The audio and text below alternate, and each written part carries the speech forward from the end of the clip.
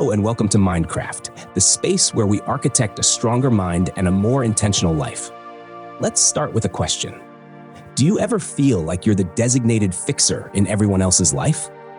The go-to person for every crisis, the reliable shoulder for every tear, the one who always says yes, even when your own energy tank is flashing red on empty. You're the person who answers work emails at 10 p.m., who lends money you can't really spare, who sits through draining conversations because you don't want to seem rude. On the surface, you're helpful, you're kind, you're a team player. But beneath the surface, a quiet resentment is brewing. You feel overstretched, undervalued, and exhausted. You feel like your life is a script written by everyone else but you. If this sounds familiar, you're not alone. We live in a culture that often mistakes a lack of boundaries for kindness. We're taught that saying no is selfish, that prioritizing our own needs is arrogant. But today, we're going to dismantle that myth. We're going to explore one of the most crucial, life-altering skills you can ever develop, the art of setting healthy boundaries. This isn't about building walls to shut people out. It's about building a fortress for your own well-being.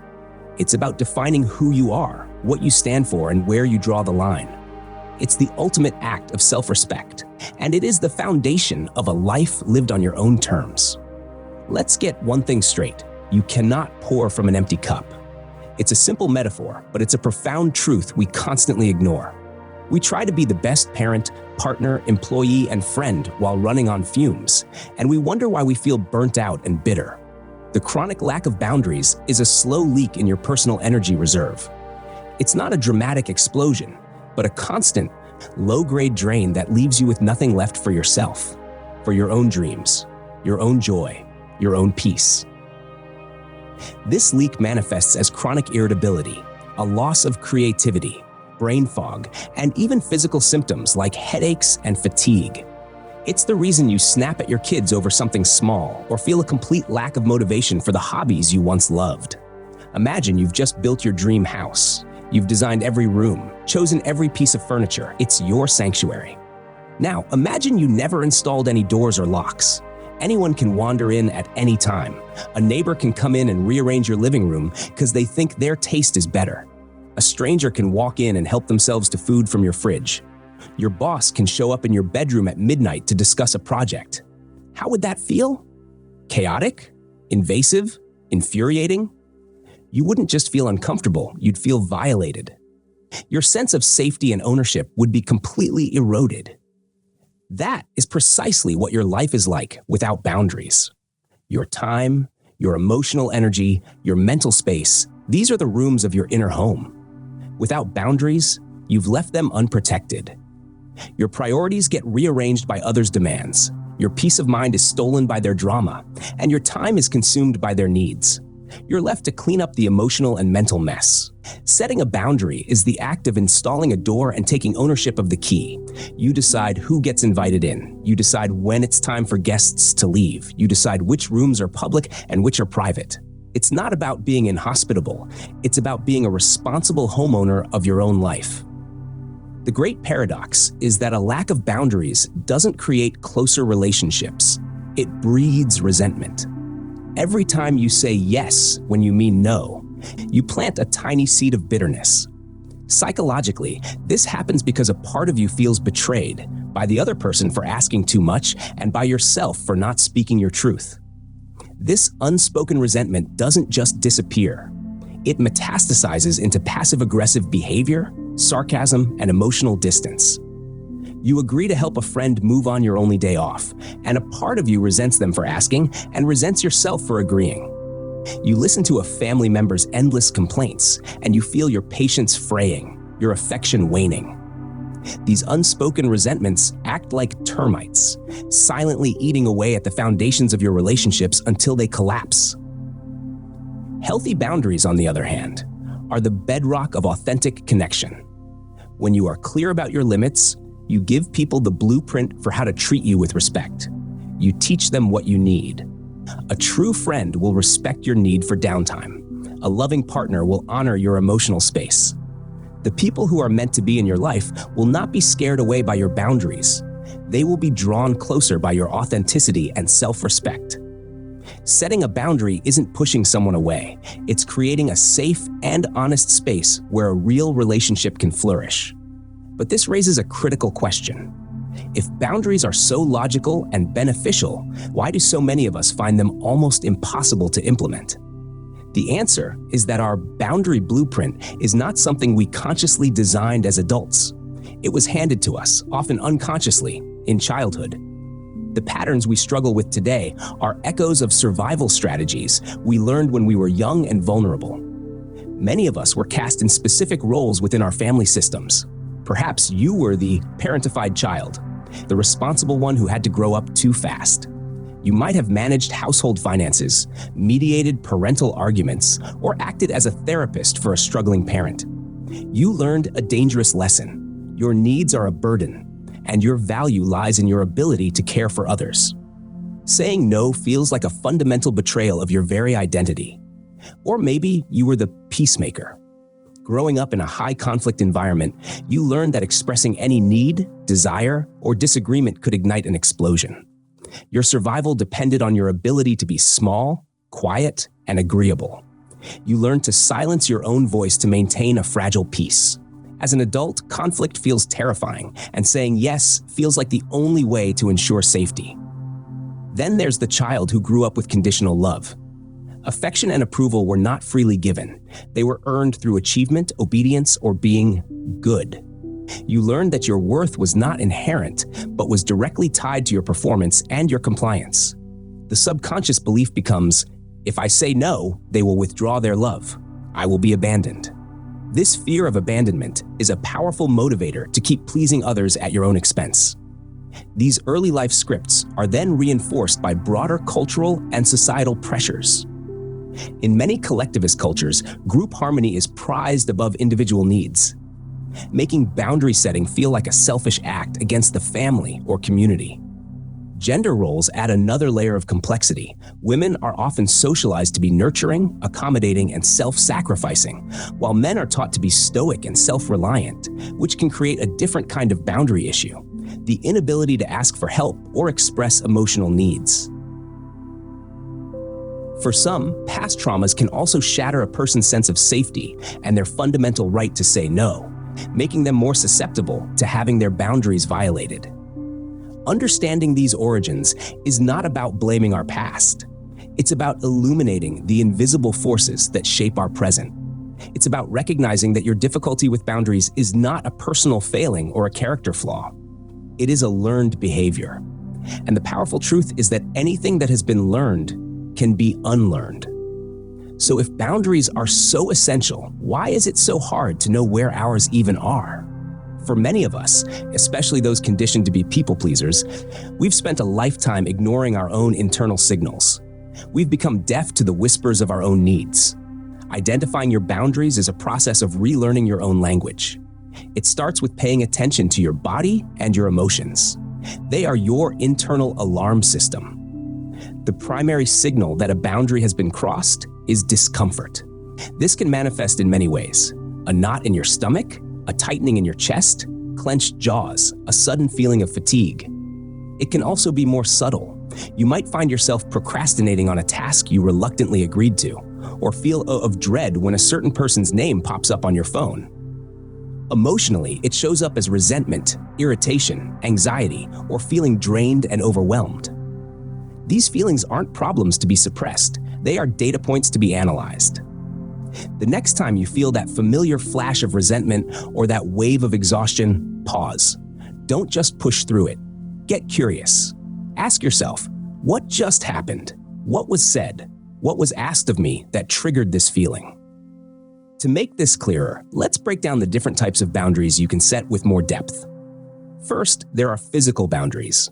These relate to your personal space, your body, and your property. How close is too close for someone to stand? Are you okay with hugs from acquaintances? In our digital age, this extends to your virtual space. Do you feel obligated to have your camera on during every video call, even when you're feeling unwell or simply need privacy? That's a boundary. What about a friend who constantly borrows your clothes without asking, assuming a shared wardrobe? Or a relative who feels entitled to comment on your weight, your tattoos, or your hairstyle? These are all incursions into your physical autonomy. A friend posting a photo of you without your consent is a digital boundary violation. Your physical boundaries are about your right to feel safe and in control of your body, your image, and your belongings, both tangible and digital. If you flinch when someone touches your arm without permission, that's a boundary. If you feel stressed about lending a friend money you can't afford to lose, that's a boundary. Next are emotional boundaries. This is a crucial one. Let's draw a clear line between empathy and enmeshment. Empathy is when you sit with a friend who is hurting, hold space for their pain, and say, "This sounds incredibly hard. I'm here for you." Enmeshment is when your friend is hurting, and suddenly you are hurting, unable to sleep, consumed by their anxiety, and feeling that their crisis is now your crisis to solve. You've absorbed their emotional state. This also includes protecting yourself from emotional dumping. When someone unloads all their negativity onto you without your consent, using you as a receptacle rather than a friend. When you walk away from a conversation feeling inexplicably heavy and drained, your emotional boundary has likely been breached. It's the understanding that you are not responsible for other people's happiness. Ask yourself, do I feel like I have to fix everyone's problems? Does someone else's bad mood instantly ruin my day? Do I let people invalidate my feelings by telling me I'm too sensitive? The answers will reveal the health of your emotional borders. Then we have time and energy boundaries. In our 24/7 hyper-connected world, this is a battleground. This boundary is about treating your time and energy as finite, precious resources. This is also about recognizing and defending yourself against energy vampires. People whose requests are often cloaked in urgency or emotional manipulation. Think of the colleague who always has a 5-minute question that turns into a 45-minute problem-solving session that derails your entire morning. Or the friend who uses phrases like, "You're the only one I can turn to," placing the weight of their well-being squarely on your shoulders. It even applies to turning down seemingly good opportunities. Perhaps you're offered a promotion, but you know the required 80-hour work weeks would decimate your family life and mental health. Honoring your time and energy boundary means having the wisdom to say no, even to things that glitter. It means distinguishing between what is truly urgent and what is important. Without boundaries, you become a slave to other people's urgent tasks, which are rarely important to your own goals. Finally, there are intellectual and spiritual boundaries. These relate to your thoughts, values, and beliefs. This boundary is often violated in subtle but insidious ways. It's not just about arguing politics. It's when someone consistently plays devil's advocate, not to foster discussion, but to subtly invalidate your perspective. It's being mansplained, a topic you have a PhD in. It's sharing a personal, lived experience and having it dismissed with, "Well, that's not logical." Or, "Here's what the data says." Your thoughts, your intuition, and your beliefs are part of your inner territory. You have the right to hold them without needing to constantly defend them from intellectual bullies. It means you can respectfully disagree with someone without it turning into a fight. When someone dismisses your ideas, talks down to you, or tries to force their beliefs on you, they are crossing an intellectual boundary. Here's a practical exercise. Take out a piece of paper and draw a line down the middle. On one side, write, "Energizes me, makes me feel respected." On the other, write, "Drains me, makes me feel resented." Spend 15 minutes brainstorming.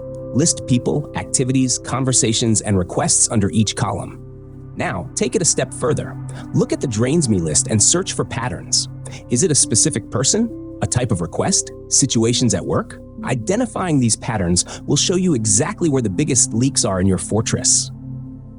This map is your starting point for the next, most challenging step, communicating those boundaries to the world. Knowing your boundaries is the strategy. Communicating them is the execution. This is where the real courage comes in. The fear of conflict, of disappointing others, of being disliked can be paralyzing. But clear communication is not aggression. It is a gift of clarity you give to others and to yourself. The key is to be assertive, not aggressive, passive, or passive-aggressive. Aggression is about attacking or controlling. Passivity is about letting others control you.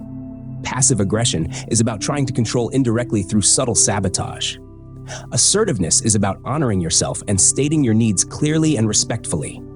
You can't control how others will react, but you can control how you deliver the message. A powerful and non-confrontational framework for this is the I statement formula. It looks like this. When you describe the specific behavior, I feel, state your emotion, because explain the impact on you. What I need is state your request clearly. Let's break it down. You start with a specific, observable behavior, not a judgment. Instead of "you're so inconsiderate," you say, "when you make plans for us without asking me first." This prevents the other person from getting defensive. Next, you own your feeling. Use I feel statements. I feel hurt. I feel disrespected. I feel anxious. You are reporting on your internal experience, which is an undeniable fact. It's much harder to argue with "I feel hurt" than with "you hurt me." Then explain the impact, because it makes me feel like my opinion doesn't matter. This helps them understand the consequence of their action from your perspective. Finally, you make a clear, actionable request. What I need is for us to check in with each other before committing to social plans. This gives them a clear path forward. Let's apply this. Imagine a coworker who constantly dumps their stress on you. Instead of suffering in silence, you could say, "When you vent to me about your workload for long periods, I feel overwhelmed and unable to focus because I absorb that stress and fall behind on my own tasks. What I need is to keep our conversations focused on our shared projects during the workday." Or a family member who makes critical comments about your life choices. "I know you care about me, and I appreciate that. However, when you give me unsolicited advice about my career, I feel pressured and untrusted. I need you to trust that I can make my own decisions, and I will definitely come to you for advice when I need it." A huge part of this is mastering the art of a graceful no. Remember, no is a complete sentence. You do not owe anyone a lengthy, elaborate excuse. But if you want to soften the delivery, here are 2 effective techniques. First is the no sandwich. You sandwich the no between 2 positive statements. This technique works because it validates the person's request and affirms the relationship before stating your limit.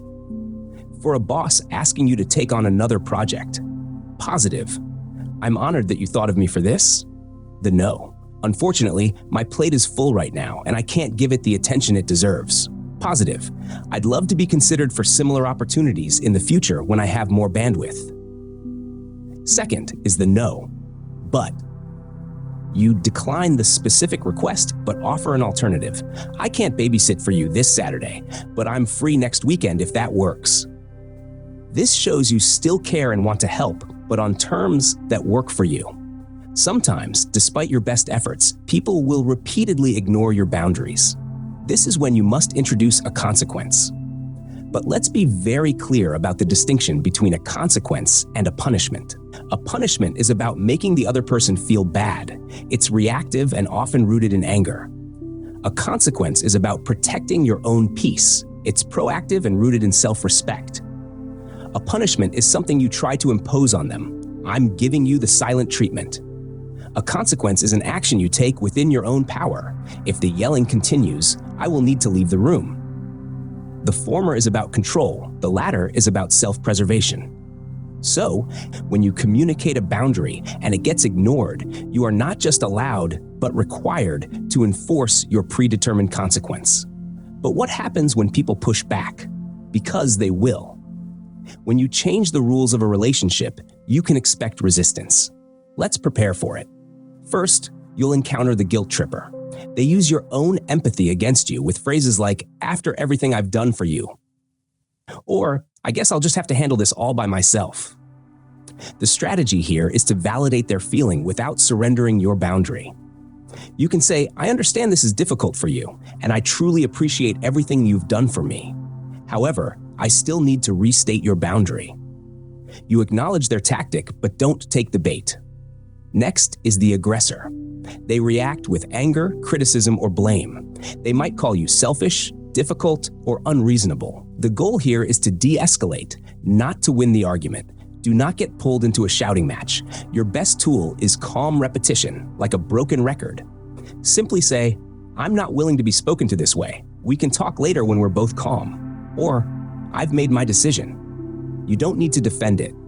Then there's the victim. They turn your boundary into a reflection of their supposed failure. So I guess I'm just a terrible mother. Or, fine, I see I'm not important to you anymore. This is a manipulation designed to make you responsible for their self-worth. The strategy is to hand that responsibility right back to them. A calm, neutral response works best. This isn't about whether you're a good mother. This is about what I need right now. Or, I can't control how you interpret this, but my intention is to take care of myself. Finally, be wary of the gaslighter.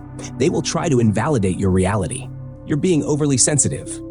That's not what happened. I was just joking. You can't take a joke? This is the most insidious form of pushback because it makes you question your own sanity. The only strategy here is to trust your gut. Your feelings are valid, period. You can end the conversation with a firm, I know what I felt, and I'm not going to argue about it. Or simply, we remember that differently. You do not need their agreement to validate your own experience. Handling these reactions is the advanced level of boundary work. It requires you to be grounded, calm, and absolutely clear on your why. It's not easy, but it's the work that transforms you from someone who is at the mercy of others' reactions to someone who is the calm center of their own life. Even with the perfect script, there's one final hurdle to overcome: the crushing weight of guilt. The moment you say no or enforce a consequence, the guilt can wash over you. An inner voice screams, "You're being selfish. You're hurting their feelings. You're not a good person." This guilt is a normal, conditioned response. It's the ghost of old programming that told you your worth was tied to your usefulness to others. It stems from our deep-seated human need for belonging. We're afraid that if we're not helpful, we'll be cast out of the tribe. The key is not to let that guilt drive your decisions. Don't immediately backtrack and say, "Oh, never mind, it's okay." To navigate this, we must first learn to distinguish between two types of guilt: healthy guilt and toxic guilt. Healthy guilt is your moral compass. It's the appropriate, constructive feeling you get when you've genuinely violated one of your own core values. If you lie to a friend or betray a promise, the guilt you feel is a signal from your conscience, prompting you to apologize and make amends. It's a force for integrity. Toxic guilt, on the other hand, is the imposter.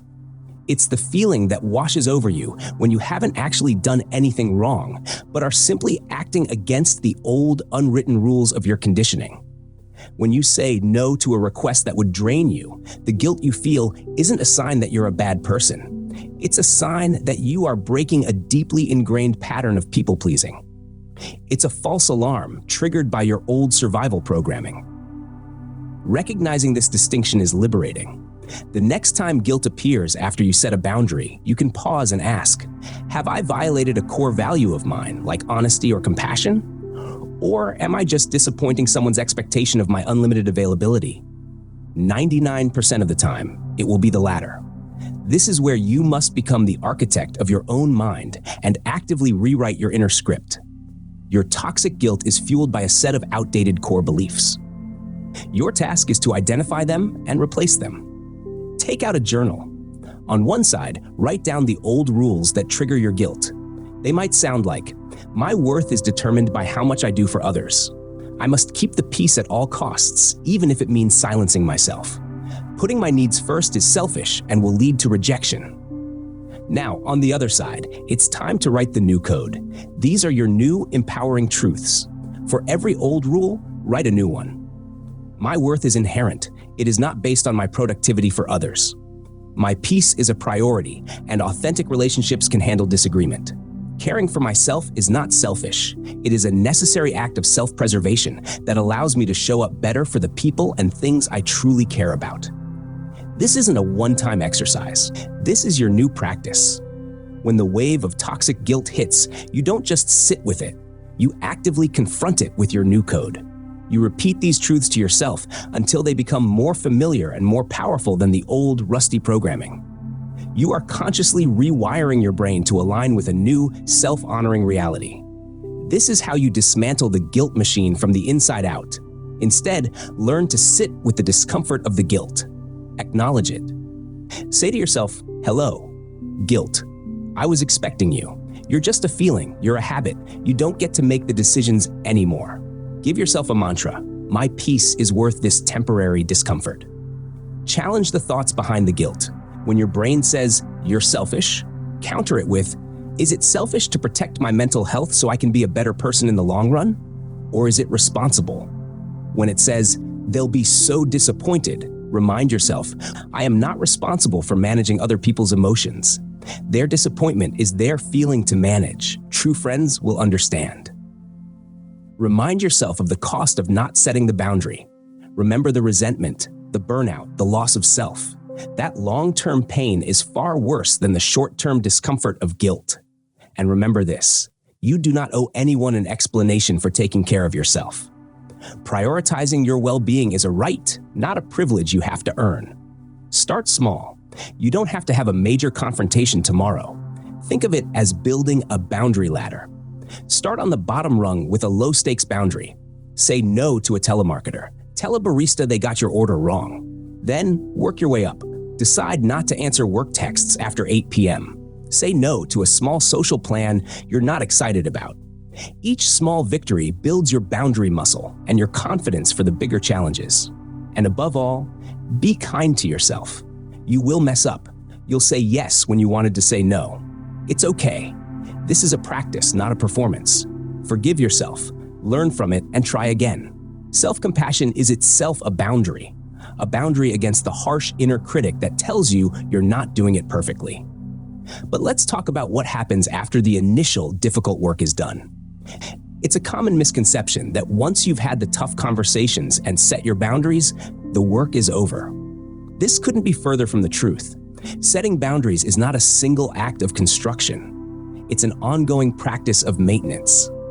Think of your boundaries not as a concrete fortress, but as a living garden. You've done the hard work of clearing the weeds and building the fence.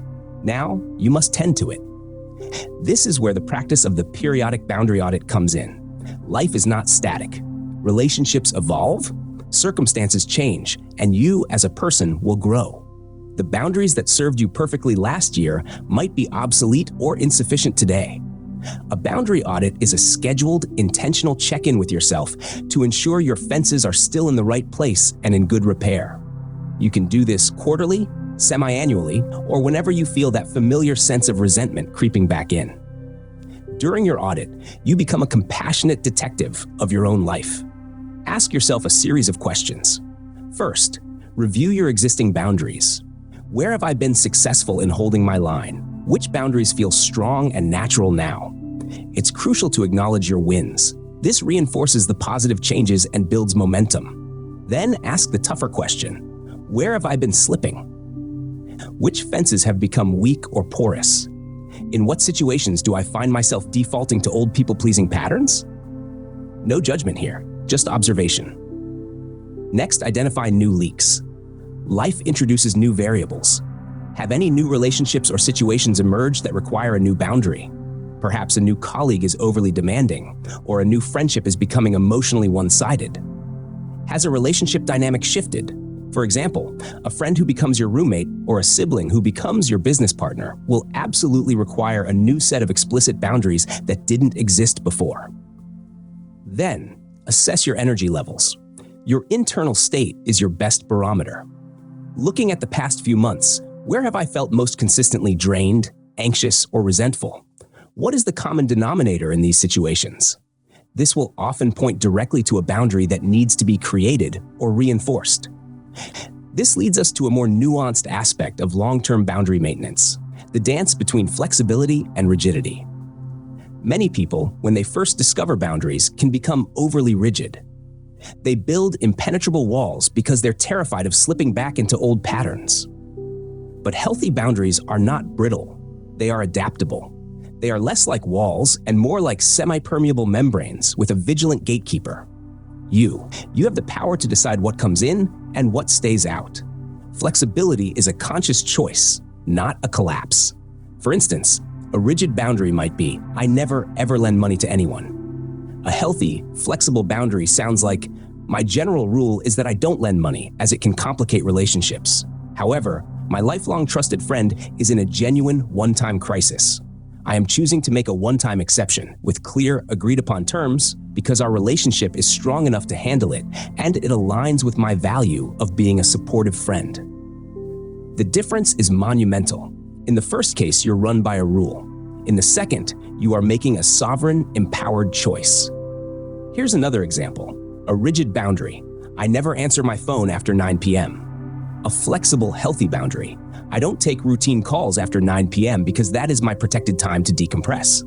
However, I've told my elderly parent and my sister that if there is a true emergency, they can and should call me, and I will answer. You are defining the terms of the exception. The power remains with you. Finally, understand that your boundaries must evolve as you evolve.